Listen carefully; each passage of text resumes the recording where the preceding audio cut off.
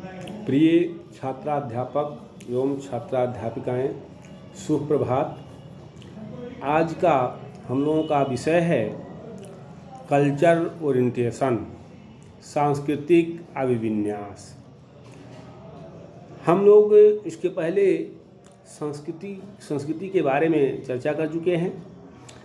हम जानते हैं कि संपूर्ण सृष्टि को दो रूपों में बांटा गया है, जड़ और जंगम। जंगम का मतलब चेतन, जड़ और चेतन। जड़ से जंगम का स्थान ऊंचा है, ये हम सभी जानते हैं। और जंगम रचना में मानव सर्वश्रेष्ठ है, क्योंकि मानव के पास प्रकृति की सर्वश्रेष्ठ देन बुद्धि है। कहा गया है कि मानव ने अपने ज्ञान शक्ति से अब तक जो कुछ भी उपार्जित किया है वह सब संस्कृति के अंतर्गत आता है। संस्कृति को अंग्रेजी में कल्चर कहते हैं, जिसका अर्थ होता है धार्मिक संस्कार। कल्चर लैटिन भाषा के कल्चुरा का अर्थ है उपजाना। मरे ने अपने शब्दकोश में काल्ट शब्द का अर्थ धार्मिक पूजा का या विशिष्ट रूप या प्रथा विशेष के रूप में बाह्य उत्सव और कर्मकांड को बताया है। संस्कृत शब्द में इसका अर्थ है परिष्कृत, अर्थात रिफाइंड। किसी चीज़ को रिफाइंड करना, अर्थात जो अवगुण मानव में होते हैं वो संस्कृति के माध्यम से वो अवगुण दूर होते हैं, समाप्त होते हैं। यजुर्वेद में मानव को अमृतस्य पुत्रः कहा गया है। तो मानव ने अपने ज्ञान शक्ति से अब तक जो कुछ भी उपार्जित किया है वो सब संस्कृति के अंतर्गत आता है। इस प्रकार संस्कृति का शब्द, संस्कृति का संबंध किसी भी ऐसे तत्व से है जो मानव का परिष्कार कर सके, जो मानव में एक ऐसी आदत डाल सके जो मानव के कल्याण के लिए कार्य कर सके।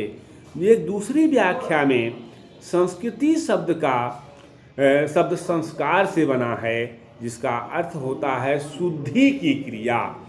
शुद्धि का आशय यहाँ पवित्रता से नहीं होकर सामाजिकता से है कि कौन सा व्यक्ति कितना सामाजिक है। सामाजिक होने का कॉन्सेप्ट यहाँ यह है कि समाज के द्वारा बनाए गए नियम, समाज के द्वारा बनाए गए उपनियम हम मानते हैं कि नहीं मानते हैं। अगर सामाजिक नियमों का पालन करते हैं, समाज के बनाए गए नियमों के अनुसार हम चलते हैं, सामाजिक विकास में, हम समाज के विकास में अपना महत्वपूर्ण योगदान देते हैं, तो हम सोशल माने जाते हैं। हम अगर समाज के विपरीत कोई काम करते हैं जिसको समाज मान्यता नहीं देता है तो हम एंटी सोशल माने जाते हैं।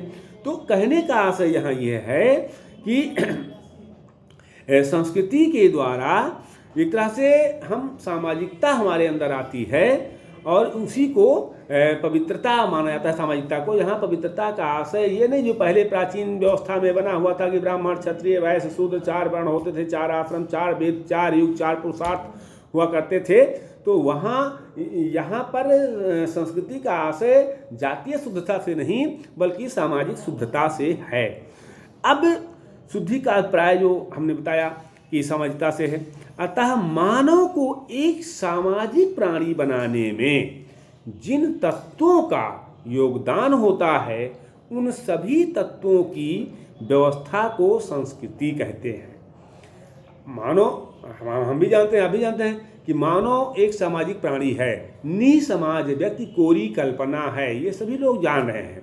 लेकिन अभी हमने ऊपर चर्चा किया कि जड़ और जंगम, संपूर्ण सृष्टि को जड़ और जंगम यानी जड़ और चेतन दो रूपों में बांटा गया है। और चेतन में सबसे जो महत्वपूर्ण है, जो सर्वश्रेष्ठ है, वो है मानव। मानव प्रकृति की सर्वश्रेष्ठ रचना इसीलिए है क्योंकि उसके पास बुद्धि है।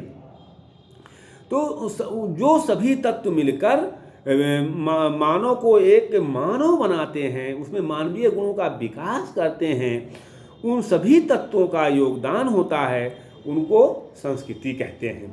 संस्कृति ही एक जैविकीय प्राणी को सामाजिक प्राणी बनाती है। मानव तो जैविकीय प्राणी है, उसको सामाजिक प्राणी बनाने में, सामाजिकता का भाव लाने में, सामाजिक गुणों का विकास करने में संस्कृति का योगदान होता है। हम अपनी संस्कृति के अनुसार पलते बढ़ते हैं, हम अपनी संस्कृति के अनुसार हमारे में मानवीय गुणों का विकास होता है।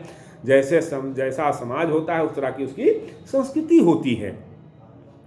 तो सामाजिक प्राणी संस्कृति ही बनाती है। साहित्यकारों के लिए संस्कृति जीवन का प्रकाश और कोमलता है। कुछ विद्वानों ने संस्कृति का अर्थ नैतिक, आध्यात्मिक, बौद्धिक उन्नति माना है। इतिहासकारों के लिए देश की कलात्मक अथवा बौद्धिक विकास ही संस्कृति है।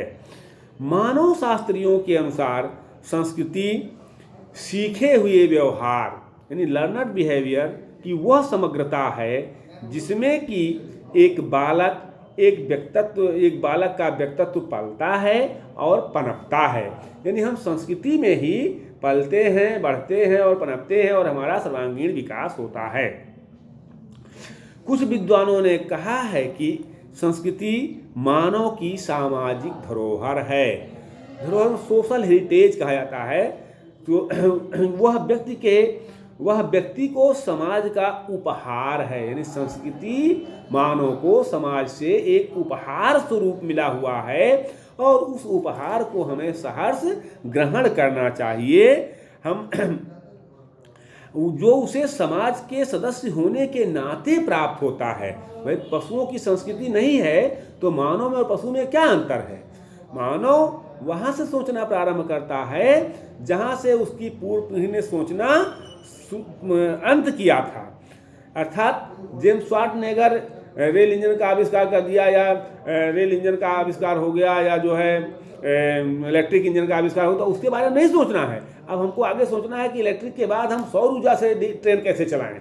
हम वहाँ सोचना प्रारंभ करते हैं। लेकिन पशु वहीं से सोचना प्रारंभ करता है जहाँ से उसकी पूर्व पीढ़ी ने शुरू किया था और वही अंत करता है जहाँ पर उसकी पूर्व पीढ़ी ने अंत किया था। अर्थात घोड़ा प्राचीन काल में भी गाड़ी खींचता था और आज भी गाड़ी खींच रहा है। तो मानव में और पशु में यही अंतर है। सांस्कृतिक विन्यास के कारण, संस्कृति के कारण ही हम आज मानव एक सामाजिक प्राणी कहा जाता है और समाज में उसका उठना बैठना, चलना फिरना, बोलना चालना सब कुछ समाज में सीखता है। तो जो उसको सामाजिक धरोहर के रूप में संस्कृति मिलती है वो समाज के सदस्य के नाते ही उसको प्राप्त होता है। संस्कृति समाज का मानव को श्रेष्ठतम वरदान है। सबसे श्रेष्ठ वरदान अगर कहा जाए तो मानव को जो मिला है वो संस्कृति है। इस प्रकार संस्कृति का अर्थ उस सब कुछ से होता है जिसे मानव अपने सामाजिक जीवन में सीखता है या समाज से पाता है। विभिन्न विद्वानों ने संस्कृति को भिन्न भिन्न तरह से परिभाषित किया है। जैसे आप ओटावे की परिभाषा देखें तो ओटावे ने ये कहा है कि किसी समाज की संस्कृति का अर्थ उस समाज की संपूर्ण जीवन पद्धति से है। यानी किसी समाज की जो जीवन पद्धति है वो उसकी संस्कृति से प्रभावित होती है और वही उसकी संस्कृति है। टायलर का कथन है कि संस्कृति वह जटिल समग्रता है जिसमें ज्ञान, विश्वास, कला, आचार, कानून, प्रथा तथा ऐसी ही अन्य क्षमताओं और आदतों का समावेश रहता है। मैकाइवर एवं पेज क्या कह रहे हैं? मैकाइवर कह रहे हैं कि संस्कृति हमारे जीवन के दैनिक व्यवहारों, कला, साहित्य, धर्म, मनोरंजन, आमोद प्रमोद, रहन सहन और विचार की विधियों में हमारी प्रकृति की अभिव्यक्ति है। यानी हम अपने अंदर जो कुछ भी चीज़ें हैं उनको हम अभिव्यक्त कर सकते हैं। आमोद प्रमोद, रहन सहन, विचार, मनोरंजन सारी चीज वो हमारी संस्कृति है। संस्कृति से झलकता है। व्हाइट ने कहा है कि संस्कृति एक प्रतीकात्मक, निरंतर, संचयी और प्रगतिशील प्रक्रिया है। वहीं महात्मा गांधी कह रहे हैं कि संस्कृति नींव है, प्रारंभिक वस्तु है। तुम्हारे सूक्ष्मतम व्यवहारों से इसे प्रकट होना चाहिए। अर्थात संस्कृति से ही हमको ये दिखाई पड़ता है, हम ये देखे जाते हैं कि हमारा बिहेवियर कैसा है, समाज में हम अपना कैसे स्थान बनाते हैं। अगर सामाजिक नियमों का पालन हम करते हैं या बालक करता है तो उस समाज की संस्कृति उसको उपहार स्वरूप मिलती रहती है। अब यहाँ पॉइंट ये बनता है कि क्या संस्कृति और सभ्यता एक ही है, क्या संस्कृति और सभ्यता में अंतर है। तो अगले लेक्चर में अगले दिन हम लोग संस्कृति और सभ्यता में अंतर पर चर्चा करेंगे कि संस्कृति क्या है और सभ्यता क्या है, दोनों में अंतर क्या है।